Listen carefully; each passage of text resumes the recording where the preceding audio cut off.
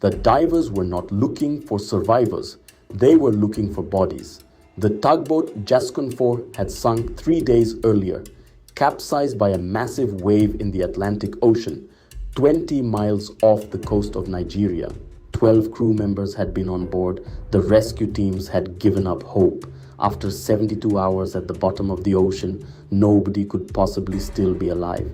The divers descended 30 meters to the seabed. They entered the wreck.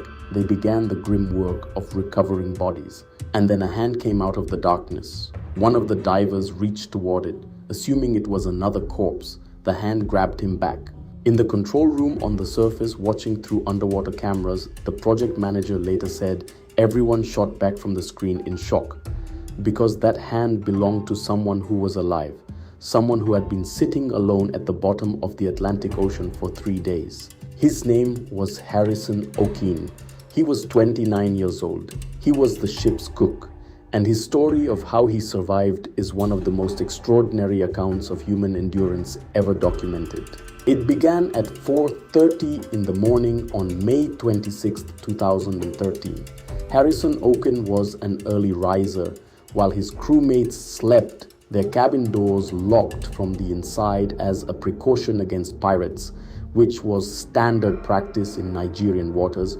Okene was already awake. He had said his morning prayers. He was in the bathroom when the boat suddenly lurched. The lurch became a roll. The roll became a capsize. The Jascon 4 flipped completely upside down and plummeted to the seabed in seconds. Okene was thrown violently around the bathroom in the dark as the boat inverted and sank. He had no idea which way was up. He had no idea where he was in the boat. He had nothing except the clothes he was wearing, boxer shorts, and the darkness. His crewmates never had a chance.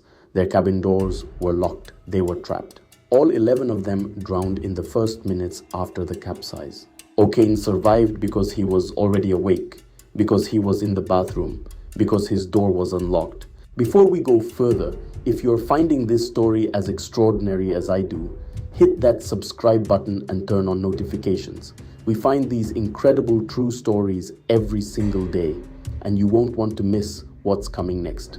He groped his way through the inverted, flooded boat in complete darkness. The water was rising. He found a small cabin, now upside down, but with an air pocket near what had become the floor. The air pocket was roughly the size of a bathroom, about 4 feet of breathable space between the rising water and the hull of the boat. He pulled himself into it, and he waited. The temperature dropped to near freezing. He was in boxer shorts. He could hear the sounds around him, the creaking of the hull, the pressure of the ocean, and something else, something that he has said was the most disturbing sound he has ever heard in his life. He could hear fish eating his crewmates through the walls of the boat. He knew they were dead. He knew he might be next. He stood in his air pocket and he prayed. His wife had sent him a psalm by text message before the voyage. Psalm 54, the prayer for deliverance. He recited it over and over in the darkness. "Oh God, by your name save me. The Lord sustains my life." He had found a life jacket with 2 small flashlights attached. He used them sparingly, saving the batteries. He drank Coca-Cola he found floating in the cabin. He had nothing to eat. He stood in that air pocket for 60 hours, not sitting, standing, because the water came up to his chest when he sat down. He stood in near freezing water in boxer shorts, in near total darkness, listening to sounds no human being should ever have to hear, for 2.5 days. On the 3rd day, he heard something new, the sound of divers. He banged on the walls with a hammer he had found. The sounds faded. The divers moved away. He thought they had gone. He thought it was over. And then he heard movement in the water directly around him. He made a decision. He lowered himself into the freezing water and felt his way through the darkness toward the sound. His hand touched something, a diver's head. The diver, who had been searching for bodies and not survivors, felt the touch and froze.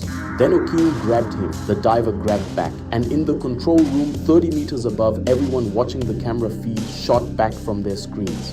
The rescue took hours. Okene could not simply be pulled to the surface.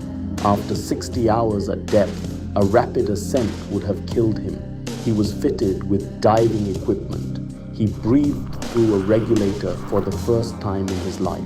He was brought up slowly, carefully, in stages that took the better part of a day. He survived the rescue as he had survived everything else by enduring.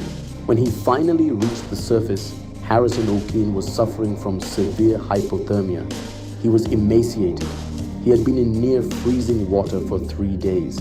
He had eaten almost nothing. He had breathed recycled air in a shrinking pocket while the ocean pressed in around him. He was alive. The 11 other crew members were not. 10 bodies were recovered. One was never found. The video of Okene's rescue, filmed by the divers' cameras, was released 6 months later and went immediately viral. Millions of people watched the moment the hand came out of the darkness. The diver reaching for what he assumed was a body, the hand grabbing back. The voice from the control room, he's alive, visible as text on the screen. It is one of the most extraordinary pieces of footage ever captured. And here is the detail that makes Harrison Okene's story complete.